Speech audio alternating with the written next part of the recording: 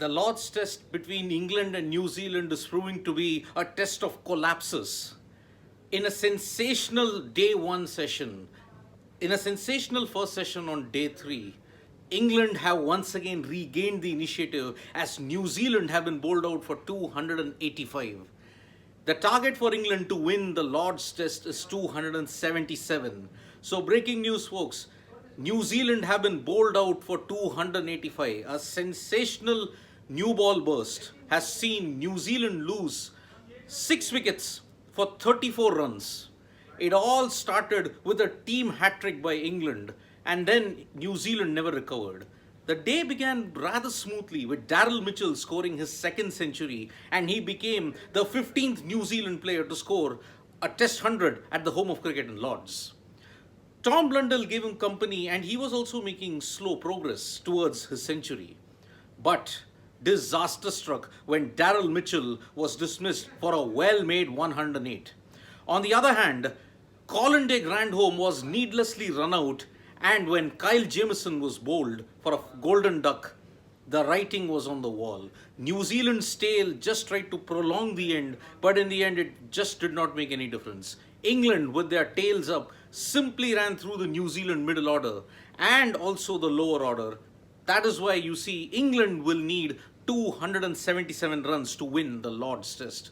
So, breaking news, a sensational collapse of 34 for 6 has seen New Zealand being bowled out for 285. Match hangs in balance as of Nobita Nobi. Yes, it is very much in the balance, but the advantage is clearly with England. 6 wickets, 34 runs. The second new ball has really done its bit for England. Stuart Broad with his tail up really bowled in the right channels, and James Anderson, brilliant as always. James Anderson got 2 vital wickets. LBW, Stuart Broad bowling down the slope, getting inward movement, just was sensational. The run out of Colin de Grandhomme possibly dented New Zealand's chances of taking the total past 300, the lead, because it was de Grandhomme's 42 in the first innings that had ensured New Zealand at least got a total of 134. Netra Papardekar saying, I think New Zealand are much ahead now. Look, I will just mention one thing, Netra, in this whole thing. Whenever a team has had a collapse, they have struggled to get away. Look at it in the first innings. New Zealand 36 for 6. They somehow just managed to recover to 134. England, on the other hand, had an even bad collapse, but they managed a lead of 9 runs. Today, 34 runs were scored, 6 wickets fell, 251 for 4, they collapsed to 285 all out. So it was indeed a very, very poor batting display by the New Zealand lower order. The New Zealand lower order had actually bailed them out in the first innings, but this time they were just found wanting. So the match actually is tilted more towards England, I would argue. Big Boy had a question when he said, great comeback from Stuart Broad. There were questions on his form and fitness. Big Boy, I think, I still don't understand why James Anderson and Stuart Broad are getting the questions that they should. Stuart Broad has over 530 wickets and he's nearing 550. James Anderson, on the other hand, is nearing 650. Why are there persistent questions being asked about Stuart Broad and James Anderson? I just don't understand. Broad was excellent even in the Ashes, but it's just bad luck for Tom Blundell. Yes, missing the 100, the dream of getting the name on the honours board has to get dream only, but congratulations to Daryl Mitchell. Yes, Daryl Mitchell became only the 15th player from New Zealand to score 100 at Lord's.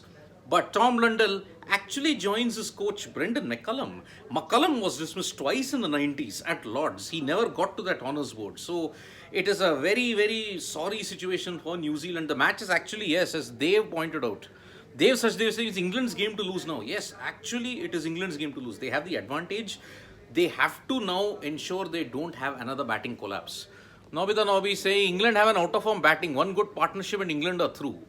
Test cricket is love. Yes, indeed. Test cricket can only ensure that whatever can be a winning position or whatever can be a good position can suddenly be turned into a very vulnerable position. That is the beauty of Test cricket. Yes, England's batting and England's batsmen have not been in good form. Agreed. But, and also, this stat is also valid, that they have not scored 300 plus for a very long time. But Root, Bairstow and Stokes, the entire, those 3 people hold the key for England. Simple. If the first wicket, Bolt and Southee, Greater than Orhide, Broad, and Jimmy. They don't depend on clouds, all condition bowlers and all formats. Farid, okay. Bolt and Saudi indeed are one of the greatest in the business. Agreed. Bolt, proven match winner in all conditions. Saudi, proven match winners. But somewhere down the line, you have to give credit to Broad and Anderson's longevity also. Like I mentioned in the previous videos, Anderson's impact, 2012 India, he was there. 2010-11 Ashes, it was Anderson who got them there. So, two of England's best wins in the last 12 years have been because of Anderson. And yes, Broad has been the able ally. He's always run in, bowled hard. How can you forget those sensational bursts that he had? South Africa, remember the Johannesburg test? 5 wickets he got for just 17 runs. What a spell that was. Chaitanya Kulkarni, if pitch conditions easing out to the pitch, wearing out spin might play a role here, along with the experience of Bolt and so I don't think it's going to be an easy. I'm sensing New Zealand win. Well, it's definitely not going to be easy. This bowling lineup is not going to make it any easier. So, Ajaz Patel holds the key. The weather conditions are cloudy, but rain is expected today and tomorrow. So, I would not say that, I would not say that the match is in favor of New Zealand or England. It is very evenly poised. I hope so, but England hold the edge. Benjamin Andrew Stokes, well, you better lead with the bat this time. All Fab 4 are down and at the lowest except Root till now. Also, no Fab 4 except Kane. Yes, the Fab 4 are indeed having a downturn except Root. But Root now holds the key. If he can hang in there and get England to that total, then I am pretty much sure then they will hold the advantage. Remember, a loss for any of the teams ensures that even mathematically it is impossible for them to reach the ICC World Test Championship cycle. So wasn't CDG run out on a dead ball? What's the rule? No, it wasn't a dead ball, big boy. I don't think he was out on a dead ball. He was clearly out. It was just a lack of awareness, I guess, from Colin de Grandhomme. So that is it. So the breaking news is New Zealand have been bundled out for 285. The target for England to win the Lord's Test is 277. Weather for day 3 and 4 is actually not that promising, but maybe it might stay away. Has the appointment of Bass changed the England team's mentality? When they win this test match and they win the series, perhaps then we can see whether the arrival of Brendan McCullum has brought about a change. Yes, you hear England 200 all out. Well, let's hope New Zealand fans will be hoping that their bowlers can step up and restrict England to a very low total and they can win the Lord's Test. Remember, they have only won the Lord's Test once. That was in 1999. They haven't won it since then. So thank you so much guys for joining us for this special live. Do join us on Sports Today for all the latest news, analysis. Press the like, comment and share button. Also the bell icon. We are also there on Facebook. Thank you.